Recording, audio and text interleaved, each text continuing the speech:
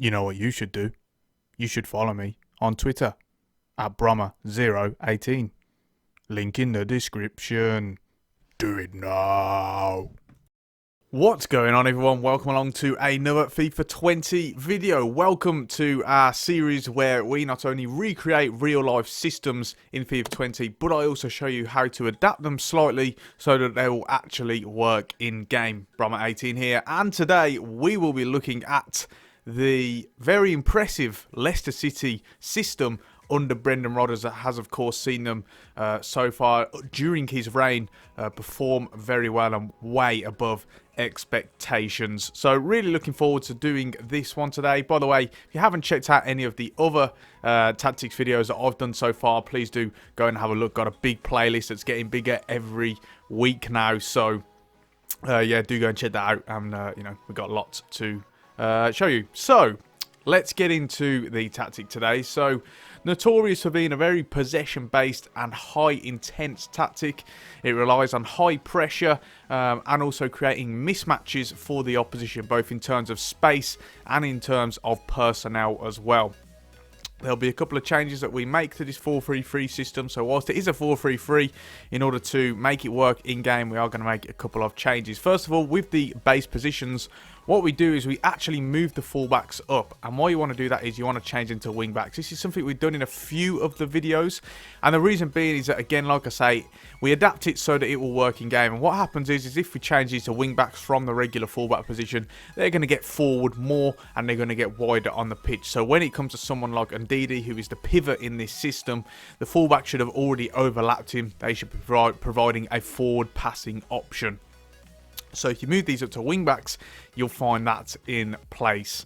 In terms of the midfield three, one change, well, two changes really that we're going to make. One is that, say, Tielemans, for example, you want to move him out slightly and bring him to a right centre midfielder. And the reason being is that what you'll find is Tielemans will actually drift out into those half spaces out wide. And what it does is, not only does it give someone like Ozzy Perez the option to drift inside, which he does so a lot, of course, he's not an out-and-out winger.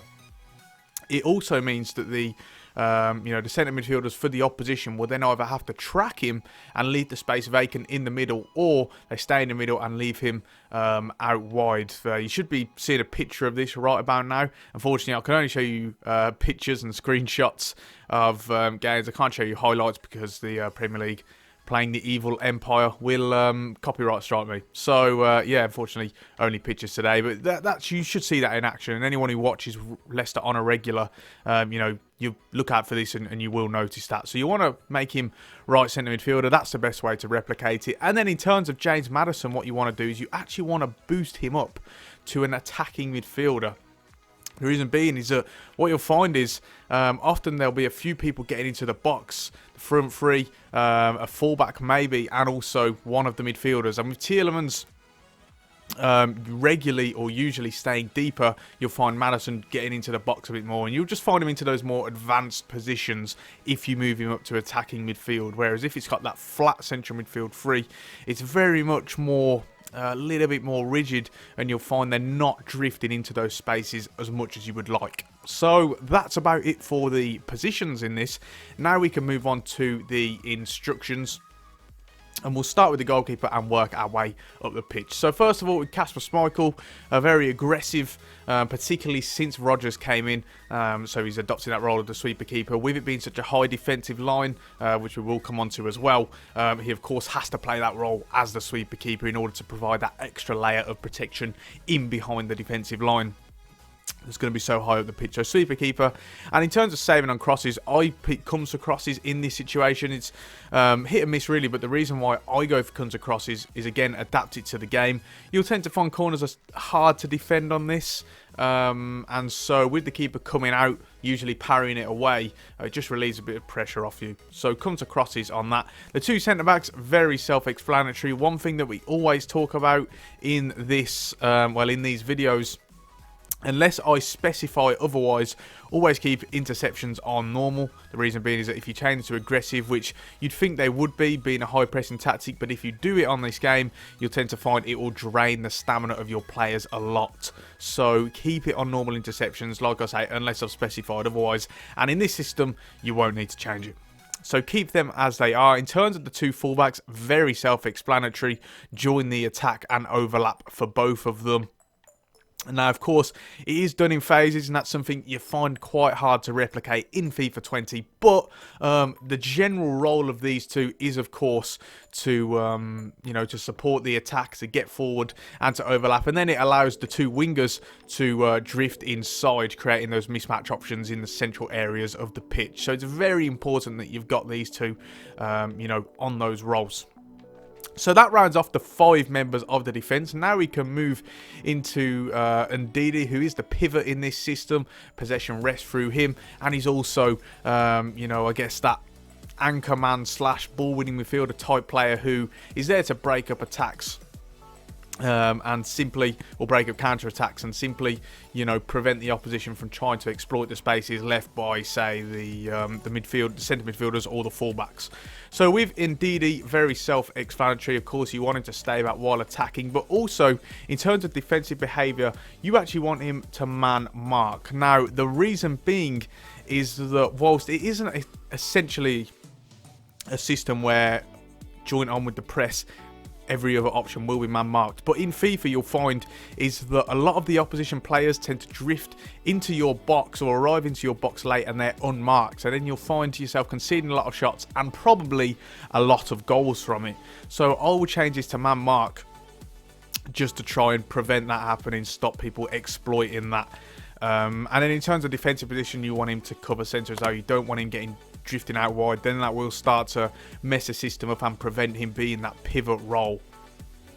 So as the anchorman, and Ndidi's roles are very simple. Moving into Tielemans now. Now with him, of course, he's a right centre midfielder. You should hopefully see him drifting into those spaces a little bit more as the right centre midfielder. But we'll try our best to try and replicate the rest of his role. In terms of attacking support, you want him to get forward, but in conjunction with that, you want him to stay on the edge of the box for the cross. Now, you can rotate this should you wish. You can, in fact, get Maddison, who sometimes instead does it.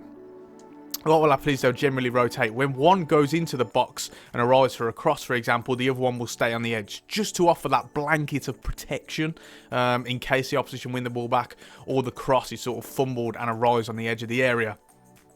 So if you really wish, you could change these roles and make Tielemans get forward, get into the box, and then Maddison stay on the edge of the box.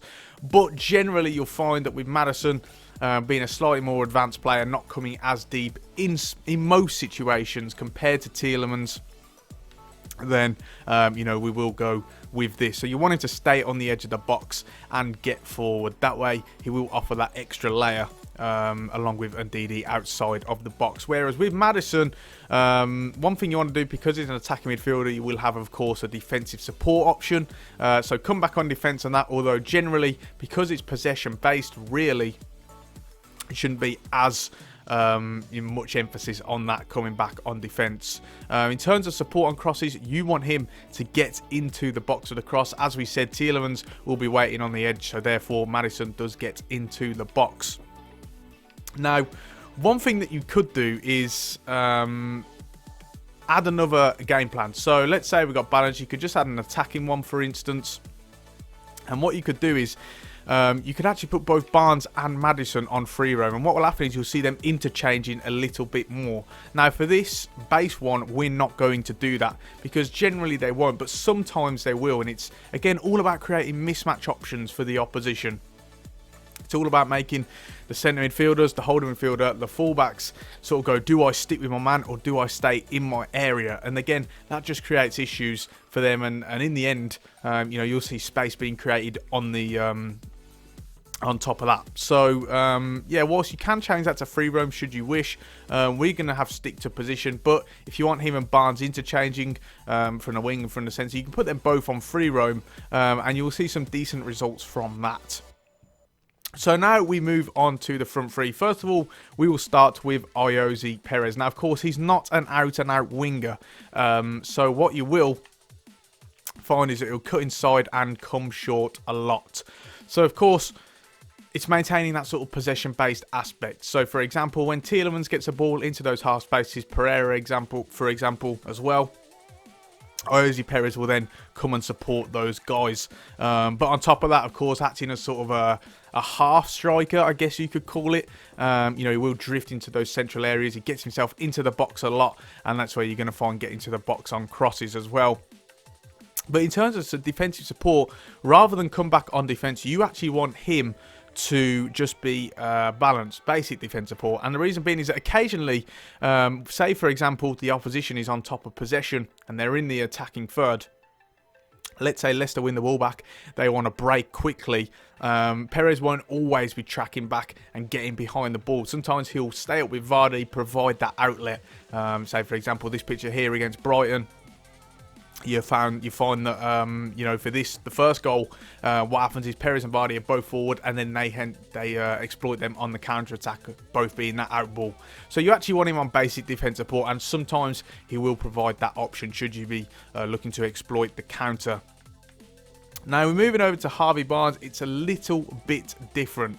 First of all, you do want him to come back on defence. He is an out-and-out winger, and he will provide that support, and you can get those two banks of four with Tielemans perhaps shifting out onto the right. In terms of chance creation, we already mentioned you can have him on free roam should you decide Maddison to put on free roam as well. But very usually it'll be more cutting inside. As a picture here, I should have of Barnes actually being in more central area than Maddison slightly. Anyway, and what happens is, again, it creates that mismatch for the opposition. The fullback thinks, do I go with him or do I stay? And in this situation, he hasn't marked him. He's decided to stick in his area. So now you've got two players essentially free and providing that option in the central areas of the pitch. So have him on cutting inside. But then in terms of support runs, you actually want this on balanced. The reason being is that sometimes they'll try and exploit Barnes' pace and look to play him in behind, and he'll play on the last man on the outside areas behind the fullback. But on other times, of course, he is coming short because of the fact that he's cutting inside. So there's one of two things you can do here. Either you can have that unbalanced and, during every game, it'll be, neither here or there. Sometimes, depending on the situation, hopefully, he should make that decision. But if you have a certain game plan going into the game, perhaps you're on career mode or something, you want to exploit a team's vulnerabilities, playing a higher line, you can have him on getting behind. Or say you're trying to break a team down who are sticking a lot of men behind the ball, come short will be the better option. But for the sake of this video, we are going to keep it on balanced. And in terms of support on crosses, of course, you want to get into the box as well. It's vital that these front three are all getting into the box for crosses and providing those options. In terms of Vardy, just so happens these two are already done for us. You want him to stay central and get him behind. Now, it's very self-explanatory with Jamie Vardy. I don't really need to explain. You exploit his pace. You utilise it to your advantage. Therefore, he's trying to penetrate defenders. And he's always staying central as well. He's no use to you drifting out wide. He's not a technical, great player. He's got pace, he scores goals, and he's competent on the ball. So this is playing to his strength. Stay central and also gets in behind. In terms of defensive support, of course, you wanted to stay forward. You wanted to provide that outlet when you're trying to break, or perhaps the opposition are seeing a prolonged spell of possession. So that moves us on to the tactics for the system. So first of all, we'll start with defense, and actually what you want is constant pressure. Like I say, it's a very intense, high pressing tactic. They want the ball on a regular. Now, again, we've talked about game plans already. You can actually switch to a defensive game plan, and if so, change to press after possession loss or pressure on heavy touch. That way, you'll play on the break a bit more. You'll get more men behind the ball, but you'll still, you won't be completely passive. You'll still have an active role. And in certain moments, when the opportunity presents itself, you will press. But generally, let's say you want to play on the front foot, you're chasing a lead, or you just want to stick to the regular tactic, it's constant pressure. Leicester very much, a gegenpressing, high-pressing team. So you want that on constant pressure. In terms of defensive width, you want to move this down to 4. The reason being is that once you get to 3, it becomes very, very narrow. With 4, you just about clear that borderline. and therefore, you know, you're not getting exploited too much out on the wings, especially with your fullbacks and also your wingers, you know, getting forward a lot. So width with 4, whereas depth, on the other hand, though, you want to move this up to 8. The reason you don't move this all the way up to 10 is because, of course, you do have slower defenders in this system, Evans and Soyuncu. So, you know, you're just trying to complement that a little bit. So move this to 8. Of course, the reason why you have such a high defensive line is because it is a pressing tactic. And in order to carry out that press effectively, you do, of course, have to have a high line. Otherwise, you're going to be too stretched out and there's not going to be enough support. It will not be effective. So, moving on to the attack now. In terms of offensive style, we do have a possession-based system. Once again, you've already got that sort of attacking, counter-attacking threat by the fact that you've got Jamie Vardy getting in behind, and you might get that from the likes of Harvey Barnes, etc. as well. So you've still got that emphasis on a counter-attack whilst playing a possession game. And this is why you want some people, say Harvey Barnes, Jose Perez, etc., cutting inside. And then with Perez, he'll come short as well. And so in terms of the width to complement that possession-based style, you want to move this to 3. The reason being is that the players are going to be in shorter proximity together and you can fulfill that possession-based tactic. But the fact that you've changed the fullbacks to wingbacks in this system means that they will still create a lot of the width. So it's very important that you change their positions to wing back. In terms of players in the box, you want to move this up to 8. The reason being is that then it will give you around about 4 players in the box. So you've got the 3 wingers, and also you've got either Madders or a fullback as well on the opposite side. So you move this to 8, and that will very much replicate how it does work in real life. In terms of corners and free kicks, what we always do in all of these videos is we move these up to 4. The reason being is it will then leave 2 players back, say for a corner, for example, which is very much enough to counter the opposition counter-attacking threat. They will very, very rarely leave more than 1 player up front. They'd be very stupid to leave more than 1 player up front, to be honest, on a corner. And then also you've got a player on the edge of the box as well. So then it gives you enough options in the box from a corner and from a free kick to provide an actual threat and have enough pieces in that 18-yard box.